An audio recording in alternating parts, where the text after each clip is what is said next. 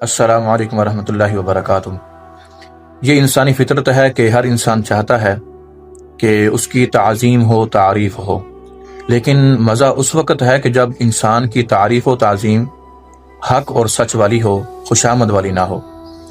حضرت علی المرتضیٰ شیر خدا رضی اللہ تعالی عنہ آپ فرماتے ہیں کہ جو بندہ یہ چاہتا ہے کہ اس کی تعریف اور تعظیم کی جائے تو وہ لوگوں پر احسان کرے، اور لوگوں پر احسان کرنے کے بعد نیکی کے ساتھ پیش آئے۔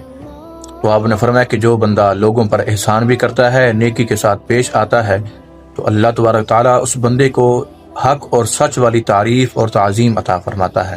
تو جو یہ چاہتا ہے کہ حق اور سچ والی تعریف حاصل ہو تو پھر وہ اللہ کی مخلوق پر احسان کرے۔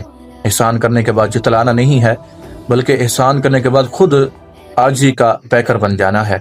احسان کرنے کے بعد، نیکی کرنے کے بعد کسی سے مطلب نہیں نکالنا، کوئی جو ہے لالچ نہیں رکھنی، تو پھر جو ہے اللہ تبارک تعالیٰ انسان کو تعریف اور تعظیم کی دولت سے مالا مال فرمائے گا۔ دعا ہے کہ اللہ تبارک تعالیٰ ہم سب کو عمل کی توفیق عطا فرمائے، آمین۔